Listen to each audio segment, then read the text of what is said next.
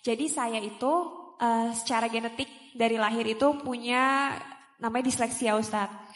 Jadi disleksia itu gangguan dalam hal menulis, membaca, berbicara, jadi suka kebalik-balik. Jadi kalau saya baca huruf biasa aja, huruf Latin, kadang D itu sama B ketuker. Kadang 6 sama 9 itu bingung gitu. Apalagi kalau baca Al-Quran.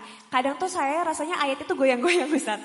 Jadi memang itu gangguan secara genetik. Jadi bisa diterapi tapi gak bisa hilang total. Nah bicara bahasa Indonesia aja suka ketuker-tuker. Apalagi bahasa yang memang gak asing untuk saya. Salah satunya adalah bahasa Arab. Di normal aja saya merasa kesulitan soal itu. Apalagi di saat momen pada saya saat lagi depresi. Waktu itu pernah sekitar 2 tahun lalu lagi benar-benar depresi. Lagi benar-benar tidur aja gak bisa. Gangguan panik terus. Gangguan disleksia ini makin parah. Jadi ketika lagi ngalamin masa-masa itu, orang-orang kan selalu bilang, baca zikir ini, baca doa ini, baca ayat ini, itu benar-benar gak bisa saya lafalkan sama sekali. Karena memang susah untuk membaca dan menghafalnya itu. Jadi akhirnya karena memang ada keterbatasan itu dan saya coba terima Ustaz keterbatasan yang saya punya dengan disleksia itu. Akhirnya saya coba untuk ganti dengan coba saya pahami setiap makna dari zikir, doa ataupun ayat. Jadi saya jarang khataman Al-Quran karena memang baru baca sebentar aja kadang udah stres banget Ustaz, gak kuat bacanya. Harus didampingin sama murotal, kalau enggak memang gak bisa bacanya. Akhirnya saya ganti jadinya baca tafsir Al-Quran Ustaz. Jadi tafsir Al-Misbah gitu. Saya coba baca setiap maknanya dengan baik supaya tahu artinya. Jadi coba mengamalkannya bukan dengan bacaan tapi dengan dilakukan secara langsung makna dari setiap ayat Al-Quran. Begitupun juga dengan zikir. Saya cari makna istighfar itu apa, makna Allahu Akbar apa. Setiap zikir saya cari maknanya dan saya amalkan secara langsung.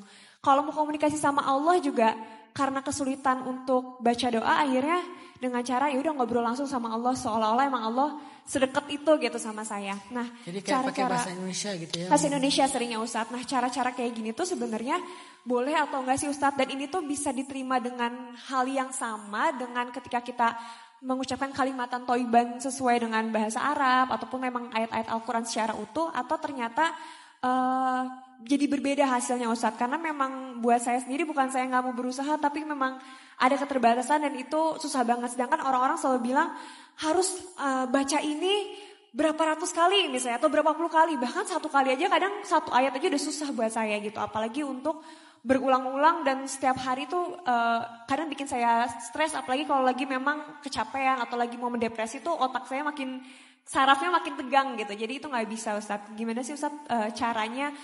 Apakah itu cara yang benar dengan memahami maknanya aja cukup atau ternyata harus dengan lafaz yang utuh? Surat yang paling banyak ngajarin fikih itu surat Al-Baqarah. Makanya Umar bin Khattab yang cerdas banget ngafal Al-Baqarah itu 13 tahun. Ngafal Al-Baqarah itu 13 tahun. Kok lama banget? Kita aja bagi anak-anak pondok tuh Al-Baqarah kan cuma 2,5 bulan. Paling lama 3 bulan lah ngafal karena kan cuma 2,5 juz ya. Tapi kenapa Umar bisa 13 tahun ngafal Al-Baqarah? Karena Umar itu gak mau pindah ke ayat berikutnya sebelum mengamalkan ayat yang udah dihafal. Jadi bagi mereka itu hafalan bukan cuma di memorinya, tapi dalam amalan. Jadi 1 ayat diamalkan baru hafal ayat berikutnya diamalkan. Jadi baru selesai mengamalkan Al-Baqarah bagi Umar 10 atau 13 tahun. Anaknya Umar yang lebih cerdas lagi yaitu Abdullah ibnu Umar 8 tahun ngafal Al-Baqarah. Jadi orang zaman dulu tuh ngafal Quran gak segampang kita. Lama karena mereka ngafal amalan baru lanjut ayat berikutnya. Nah, surat Al-Baqarah surat paling berat bagi para sahabat karena isinya hukum-hukum fikih. Nah, ayat terakhirnya setelah Allah bahas fikih halal haram segala macam, justru ayat terakhirnya apa coba? La yukallifullahu nafsan illa usaha. Allah enggak membebankan sesuatu kepada seseorang kecuali sebatas kemampuannya. Jadi itu ayat bukan tentang musibah. Di Indonesia aja salah pakai. Kita kalau dapat musibah, kan Allah enggak akan ngasih kita ujian melebihi kemampuan kita. Bukan di situ temanya. Ayat itu temanya tentang taklif. Taklif itu beban hukum, bukan beban ujian. Nah, kalau beban hukum ayatnya la yukallifullahu nafsan illa usaha. Allah tidak akan membebankan satu hukum atau suatu syariat kecuali sesuai dengan batas kemampuan orang tersebut. Makanya nanti salah satu contohnya di tengah-tengah surat Al-Baqarah itu ayat puasa misalnya. Allah suruh kita berpuasa. Tapi kan ada uzur kan? Kalau nggak mampu berpuasa di bulan Ramadan, maka kalian boleh berbuka, tapi nanti diqadha di bulan yang lain. Kalau tidak mampu diqadha, maka kalian bayar fidyah. Itu namanya keringanan-keringanan. Dan di ayat puasa juga Allah bilang gini, yuridullahu bikumul yusra wala yuridu bikumul usra. Allah pengen memudahkan kalian, Allah nggak pengen menyusahkan kalian. Itu ayat puasa tuh. Maka Mbak Nabila, dari sini kita jadi bisa menyimpulkan bahwa segala sesuatu itu ada prosesnya. Dan kita harus paham betul dan berdamai juga dengan taklifnya kita, kemampuan kita. Mungkin dalam situasi itu Mbak Nabila taklifnya adalah membaca terjemah. Taklifnya adalah curhat dengan bahasa sendiri. Nanti ketika udah melewati fase itu, udah lebih mudah, maka taklifnya adalah coba hafal pelan-pelan yang mampu dihafal. Subhanallah dulu, subhanallahil azim, subhanallahi wa bihamdih. Atau dibalik subhanallahi wa bihamdihi, subhanallahil azim. Itu kalau udah agak normal, udah agak mampu. Tapi dalam situasi yang lagi berat, ya udah yang mampu kita aja. Kecuali kalau sholat mampu kan? Sebenarnya kalau bacaan-bacaan yang masih pendek tuh masih bisa Ustaz. Kalau ya? udah panjang pasti kebalik-balik. Iya, ada doa-doa yang panjang gitu ya. Oke, jadi kayak sesuai dengan kemampuan kita aja. Dan itulah konsep mudahnya Islam. Jadi nggak salah juga, nggak akan mengurangi keafdolannya juga.